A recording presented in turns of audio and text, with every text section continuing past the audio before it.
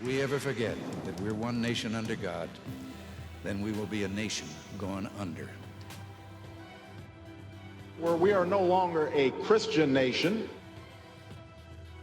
I believe God is trying to say to this nation, I'm giving you one last merciful call. Hello, everybody, and welcome to today's episode of Revelation in the News. I'm Zach Drew. And I'm John Woodall. And Sasha's not here today. Pray for her. She is feeling a little under the weather. She'll be right here on set next week. So keep her in your prayers right now. We're going to jump right into it. A lot's happened this week in the news. Some things are changing. And once again, let's pray that Trump can reverse the curse that has been over America. You know, somebody in the comments last week, I said reverse the curse, and they're like, Jesus reversed the curse. Yes, the curse of sin, that's right, absolutely. He is our salvation.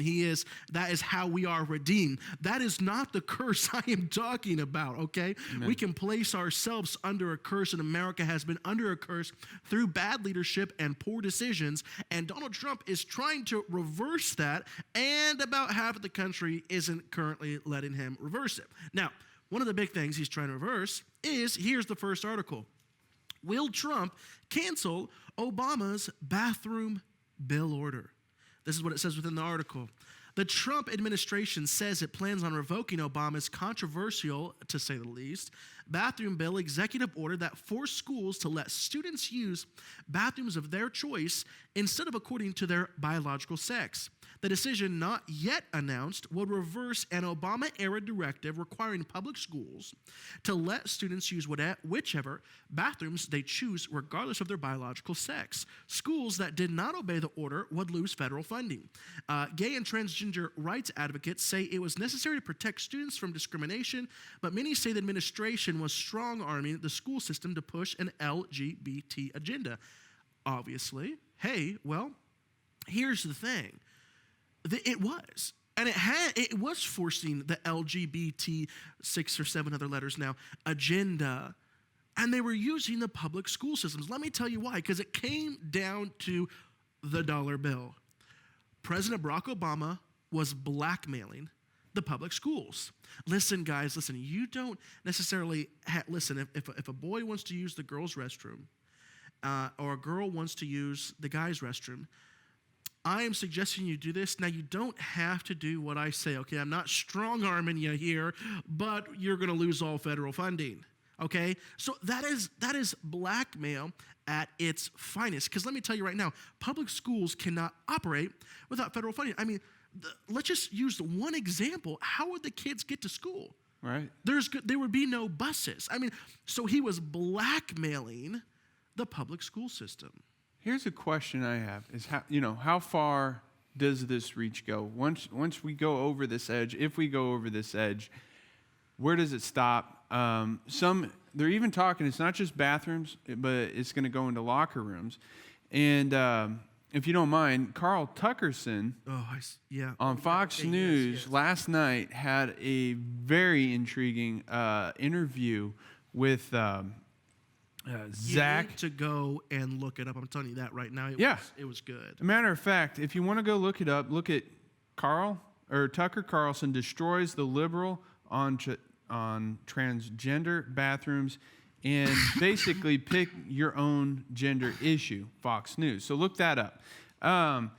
But in their interview, they brought up many really good questions, but they really posed those questions as not being serious and almost like it's a joke, like we're not enlightened people, we're not very intelligent for even asking those questions. And those questions, one, so as you were discussing yesterday, the Trump administration retracted the ruling saying these are state issues and should not be decreed by 1600 Pennsylvania Avenue. Which is constitutional, once again, by President Barack saying, listen, according to the Constitution, I don't have the right on telling every state what to do, so you don't have to do what I'm telling you to do, but once again, you're going to receive zero money from the government. That was blackmailing, and that is communism. That's what it was. He was basically just completely forgetting something called state sovereignty. State sovereignty, that Washington doesn't ultimately rule over the state's decisions. Well, let me just say this too. You're right. You're absolutely right. But this the guy that his interviewee went on social media basically saying he's a monster and that he's attacking the LGBT community. How is he attacking the LGBT community? By just saying, okay, the state is the one who's going to make the decision on that. He's not necessarily going for or against. He's saying this is not a decision for the federal government to make. It's a state decision.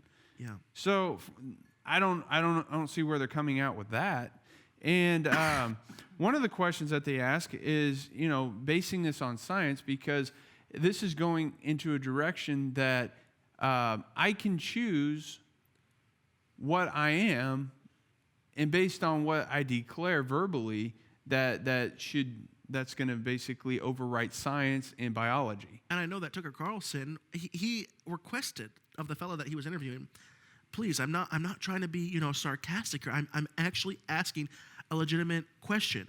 Will you show me one accredited scientist from a good American school that there is any science whatsoever out there that it has been proven that you can choose your sex?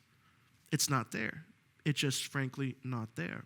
Well, they even go to project it like even at posing that question is some pseudoscience, in that it's like somehow it's small-minded to ask where's the science backing this up.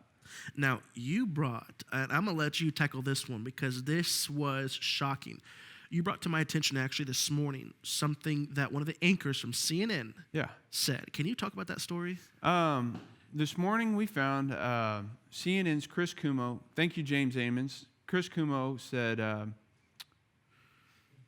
on Twitter, girls not wanting to see the male body part in locker room. His response is, parents should teach tolerance. Now, he goes in on Twitter saying, I wonder if she's the problem or her overprotective parents or intolerant dad. Please teach tolerance. Now, one... Can you we can just stop that. You got to understand what that just said. I mean, I'm not even entirely comfortable saying this article, but it's what it said. From the Washington Free Beacon, not wanting, from CNN, okay, not wanting to see male genitalia in the locker room. And the response to that is you need to teach your girls in the locker room tolerance. You need to be taught. Can you imagine like having a young girl come freaking out because what just took place in the locker room? And then the dad saying, well, you need to learn tolerance. I mean, where does it stop? And that's the question, because it doesn't stop. That's the thing. Well, in the end times, light is going to get lighter and the darkness is going to get darker. It's going to continue on that realm, in that sphere, it's going to get darker. And they proved in the interview that there is no response for these questions. They don't even have an answer for it yet. Wow. Incredible. All right. Let's move on to some other interesting news that took place this week. John McCain makes secret trip to Syria in midst of the U.S. assessment of it. So Senator John McCain secretly traveled to northern Syria last weekend to speak with American military officials and Kurdish fighters at the forefront of the push to drive Islamic State out of their de facto capital of Raqqa, according to U.S. officials. Now, okay, this is weird. He is not the president, but yet he is acting like he is the president of the United States. While you have Trump and his cabinet and his administration figuring out how to handle the Syrian issue and also how to figure out ISIS and that whole region, you have John McCain going rogue and having secret meetings with the leaders over there. I mean, this guy is literally acting like he is the president of the United States. Now, this further confirms, I actually listened to a broadcast recently that hinted at this, and I completely agree. This further confirms conspiracy theories that Obama has a shadow government and he's working a shadow cabinet from Washington, D.C. I mean, why didn't the guy just get out? Why did he move a few blocks from the White House. I have a thought on that. If trust is so crucial in the Oval Office, which I think trust is of utmost importance in the Oval Office, then why did Flynn resign? Why am I bringing this back to Flynn? Well, the only thing he did was he gave incomplete information to Vice President Mike Pence on a conversation that he had with the Russian ambassador. I don't know. I guess swearing on the Bible doesn't mean a whole lot anymore. Yeah, I know, right? And so let's go back to that. I don't think we've heard the last from Obama. You see these villains, these Marvel movies. I enjoy a good superhero movie. And at the very end of the scene, if you think that the villain is gone, what usually happens to set you up for the next movie? Out of nowhere, there's the extra scenes at the very end after the credits, and you realize, the villain is still breathing. We thought we had heard the last. I think that's the type of situation we're dealing with Barack Obama. Us as conservative Christians, we thought, praise the Lord, the villain is gone. But then the credits are rolling, the new administration is coming up, and then all the sidelines, he's still active. And active in the same city, working a shadow government, a shadow cabinet, using people like John McCain. But John McCain, he's a good Republican, right? You know what's interesting, too? To go along with this, there's another, you just brought up something that really intrigued me because they just found out Barack Obama, before his last day, invested $14 million into what? Weapons aid to the Middle East. All of a sudden, they're now investigating a deal for $14 million that just sent to the Middle East. Airplanes overseas, basically weaponized dust crop. And also hours before he ended his presidency on January 20th, before Donald Trump was officially sworn in, he gave $221 million to the Palestinians. How many more times do you think we're going to keep hearing on his last day? Yeah, I know, right? Something says I don't think that we've heard the last. And like I said, you think, well, John McCain, why John McCain? I don't necessarily think you're right there, Zach, because he's a good Republican boy. First of all, I heard Rick Wiles recently say, conservative is not the same as righteous. I can't say, I'm a conservative, that means I'm righteous. He might be a conservative Republican, but that does not mean by any means he's a righteous individual. Now, well, John McCain, he's still a good Republican. Hello, well, guess what? He's been funded by George Soros. I spit. We need a spit bucket right now. Just a spit bucket right here, right? I mean, every time we just mention the name of George Soros, just spit, right? I mean, that is what we're dealing with right now. This evil, socialistic man who seems to have a dog in every fight around here. And there's the story. Records show that Soros funded Paul Ryan, Marco Rubio, that one kind of hurt me a little bit, Jeb Bush, John McCain, John Kasich, and also Lindsey Graham. So basically, the real, true Christian conservatives in America, the men that were like, what is going on with Lindsey Graham? Why is John McCain acting like why is Paul Ryan doing the things he was doing? Basically, if we could write a list of the Republicans we really didn't trust, well, here it is. Every single one of them has been funded by the evil George Soros. Wow. Is this not great? I mean, we're just living in some shocking times. Let's move on to more news. All right, here we go. Atheist group convinces Virginia town to cancel field trip to Ken Ham's Ark encounter. Did you see that article, John? Did you see this happened just last week? It says within the article, a prominent professing atheist organization has convinced the Parks and Recreation Department of a Virginia town to cancel an upcoming field trip to Ken Ham's Ark encounter and Creation Museum in Kentucky by asserting that the trip is an unconstitutional government endorsement of religion. Okay, well, let's kind of dissect this for a moment. Well, first of all, what that means is any schools within that school district can no longer go and see Ken Ham's Ark encounter, which is a real life, life-size portrayal of what the Ark, according to Genesis, look like. And it's an incredible thing. I haven't been there yet, but I look forward to going there. So now you have, now the kids can't even go and learn about this. But here's the crazy flip side to this. We have read you several stories over the past year to year and a half of dozens of schools that have been teaching their students the 5 pillars of Islam. They've been teaching their middle school students the 5 pillars of Islam. Where's the freedom from religious foundation then? Once again, Muslims have more freedom than Americans do, unfortunately, in America. Whenever you have a Muslim create a clock that looks like a bomb, he's invited to the White House. And you have a Christian that eats a Pop-Tart into the shape of a firearm and he's suspended. Whenever I read a story a few months ago about this 5th grade student that was banned from reading his Bible, an 11-year-old, 10 or 11, banned from reading his Bible in the school's free reading hour. Free reading hour, and he couldn't read his Bible.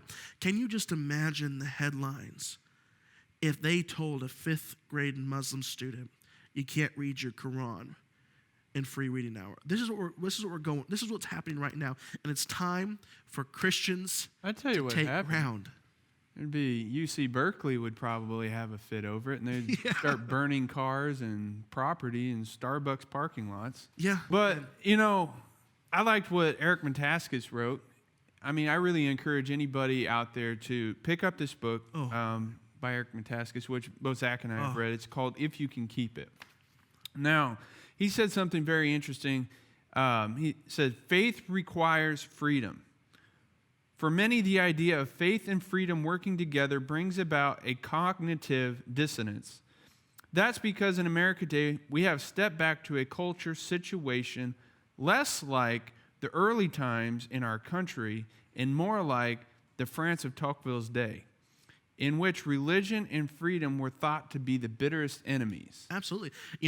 Within that, he actually dedicates a lot of time to Alexis de Tocqueville, all right, which was a French aristocrat. And he came here with a buddy to actually look at the jail systems because we were running them flawlessly.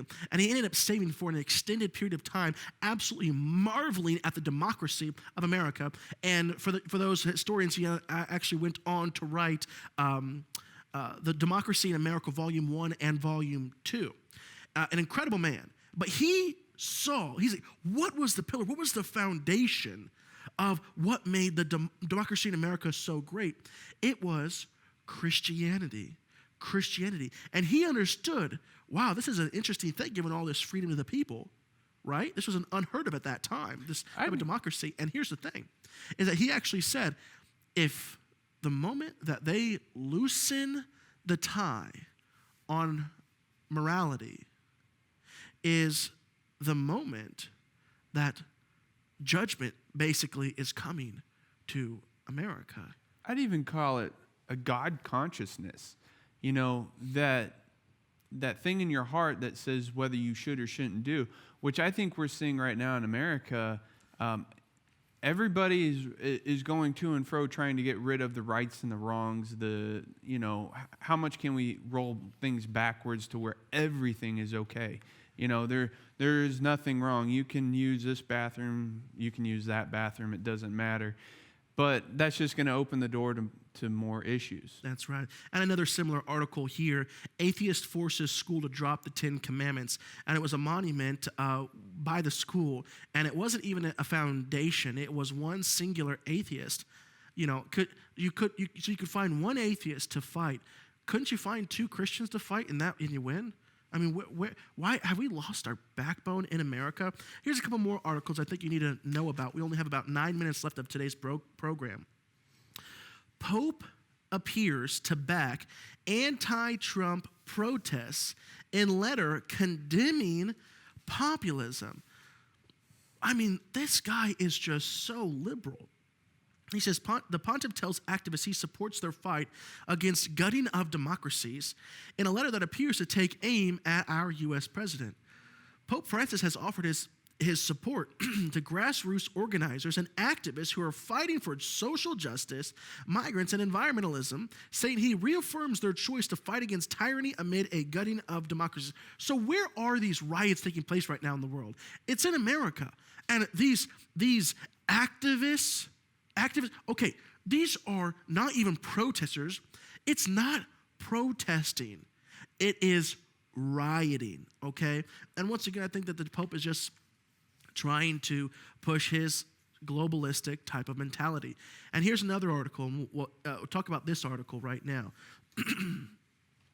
This is a crazy one. Okay, Pope Francis, Muslim terrorism does not exist. On what planet? I guess I didn't hear. He didn't. I guess I should have read it through. I don't know what planet he was talking about. Yeah, Earth. It's on planet Earth. Okay, he's saying on Earth. Yes, so I don't know where this guy gets off, okay? Muslim terrorism does not exist. In an impassioned address, Pope Francis denied the existence of Islamic terrorism while simultaneously asserting that the ecological crisis is real. Christian terrorism does not exist, Jewish terrorism does not exist, and Muslim terrorism does not exist. They do not exist, he goes on by saying again. Francis said in a speech to a world meeting of populist movements. No, he went on to say, no people is criminal or drug trafficking or violent, Francis said, while also suggesting, as he has on other occasions, that terrorism is primarily a result of economic inequalities rather than religious beliefs. That's right, Pope. So let's just put us all on the same playing field, and we all have the same opportunities. And the same. That's once again, he's promoting a socialism. Now, here's the thing. Okay, so terrorism is not reserved to Christianity, Judaism, or Christianity. Are there bad Christians? Mm-hmm. Are there bad Jewish people? Yeah. Are there bad Muslims? Uh-huh. Right. Okay. So let's just talk about Christians and the Islamic community really quickly. If we, as Christians, if we emulate Jesus, we love, we forgive. We're strong individuals. We live holy lives. That is what we look like if we emulate. If true Christians are being true Christians, emulating Jesus, it's a wonderful world. Okay, well, not all Muslims are bad. Okay, fine, I agree with you. Not all Muslims are bad. And there are a lot of Muslims that aren't extremists. But the Muslims that aren't extremists aren't true Muslims. In the same way, you have a lot of people that say they're Christians, but they're not real Christians because why? They're not emulating Jesus. So the Muslims that aren't extremists, they're not emulating Muhammad. They're bad Muslims. Because the real Muslims that adhere to the Quran and the Hadiths, and they emulate their prophet or whatever you call him, Muhammad, what do? If they actually, well, they marry 6-year-olds. They rape women. They cut people's heads off. So to say that it's not reserved to a particular religion, pick out the book and read it. I mean, this is just absolutely crazy. Wow. Any thoughts? Are you just alarming. Are you just kind of dumbfounded right now? I'm just like, you know what I mean? Like, sometimes I want to, it's I hard read to these news believe. stories, I just want to drop my mouth open. It's hard to believe. Incredible. So it looks like from the Pope himself. I know, right? So it looks like we have just a couple of minutes left of today's show, 5 minutes. And as the producer just showed me, I want to give a special announcement. Wonderful time. This is a year of transition. And it's a wonderful thing. I am so excited right now. I want to go ahead and let the audience know that this is going to be my last revelation in the news show. And I want to let the audience know I've been doing this now for over a year. I was a starting host of Revelation in the News. And I don't know if you know this, but John is one of my best friends. And John, along with Sasha, and we're bringing in an incredible co-host. And you'll see this person in just a week or two. And they're going to take the reins here. I felt about 6 months ago what I really referred to as a holy movement, a holy transition, and I did a lot of praying, a lot of fasting, and I didn't want to go. At the same time, I knew it was time for me because this place has been my home. And I went and talked to my mentor, Pastor Jim Bakker, and it was the most incredible meeting you can ever imagine. I walked in and I told him that I thought the Lord was transitioning me out. And he just looked at me with a smile. He goes, I know. The Lord's already told me. I said, what, Pastor? I said, how long? When did the Lord tell you? He said, about 6 months ago. I said, you knew before I knew, you know? Well, that's how it actually happens because he has been my covering. And him and Mama Lori have been so gracious. And I'm just so thankful how understanding. And he gave me I said, Pastor, can I have your blessing? He said, oh, absolutely. Because I believe the way you leave somewhere is the way you're going to enter somewhere else. I'm going to say that again. The way you leave somewhere is the way you enter somewhere. And I'm so glad that it's been such an incredible transition. And I just want to say that, you know, Pastor Jim, when I first got here, he said, Zach, don't worry how you're going to get. He said, I believe the Lord has called you to the top of the mountain. He goes, but don't ever worry about how to get there. I said, what do you mean? He goes, just do this. This is what I did. He said, just say yes, God. Yes, God. Yes, God. And he just kept saying it over and over again, yes, God, yes, God, yes, God. And whenever the Lord asks you to do something, no matter how difficult or how easy, you always have got to say, yes, God. And as the course of your life goes on, you're going to look around and say, how did I get here? Wow.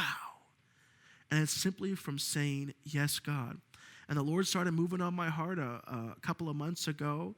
And even though it was difficult, I said, God, you know, I have it good here. You know, I have a wonderful relationship, great friends, and I have an awesome TV show. But he said, now's the time. And the words of Pastor were just in my head. Yes, God, yes, God. I want to say one more thing. I want to say that one of the things that Morningside has been for me and Pastor Jim and Lori Bakker, I got here when I was 18, green as spring. What 18-year-old on fire for the Lord that wants to change the world is not going to fail? He's learning how to walk. How is he not going to fall on his face? And I fell on my face several times when I was 18, 19, 20 years old. And most ministries would say, what, you're a man of God? No, you're not a man of God. Get out of here. You made a single mistake. You're not called. But not Pastor Jim and Mama Lori. Not them. Every time I failed or made a mistake, they were right there to pick me back up again and say, I believe in you. You can do this. You were called and chosen. And they created, during this almost 8 years, a safe environment for me to fail. And I believe that, and now that I've learned how to walk, sure, I'm going to fail sooner or later in my life. You know, a righteous man falls 7 times but gets back up again. But it's the training I learned here. And I'm telling you right now, whenever I'm 60, 70 years old, I'm always going to be looking back at my time at Morningside and saying it's because of Pastor Jim Bakker and Lori Bakker that I am here doing what I'm doing today. He has been the most gracious. I don't care what you say about him. I read the stories, and we have a lot of people that love the ministry, and we have some that don't believe in our ministry. But Pastor Jim has truly been the most Jesus-like example of displaying grace in a hard, cold, legalistic world that I have ever seen. He has been an example of grace. And Mama Lori, she has always sought to protect me, and she's been like a lioness over my life. You know, just anybody, you know, she was always a protector because they saw something within me. And now's my time. I went through the school. I was hired on here. I've been working here for a few years now. And now is my time to spread my wings and fly. And I love Morningside and Pastor Jim and Mama Lori. And you, John, I'm going to miss you, man. And I think it's funny that where we're ending is where we started. You know, it's right. In 2009, when I first got here, I did my very first show I ever did, was called Safe Lock. And I was the host of a 1-hour program every day, Monday through Friday. What in the world? I didn't know what I was doing. It was called Safe Lock, an awesome young adult show. And it was actually done in this room, this very room. And since then, I've done 5 or 6 other TV shows. And the last one I do, it's like a full circle. I'm back in the room where Safe Lock all began, just on the other side of the room. Yeah. You know? Took 8 years to go from that side of the room to this side of the room. But I'm just so excited. And And if you want to keep up on what I'm doing and what my next move is, I'll keep you updated on my Twitter. So just follow me on Twitter, and I'll be giving my followers there updates. But I'm excited. It's a year of transition. And you have been in a place where God has been molding and shaping you. I know I have. But one day it's time for God to say, okay, now it's your turn to fly. This is the year for Christians to take hold, to take ground, to be victorious in the world. Do it with me. It's an exciting time. I really love you guys.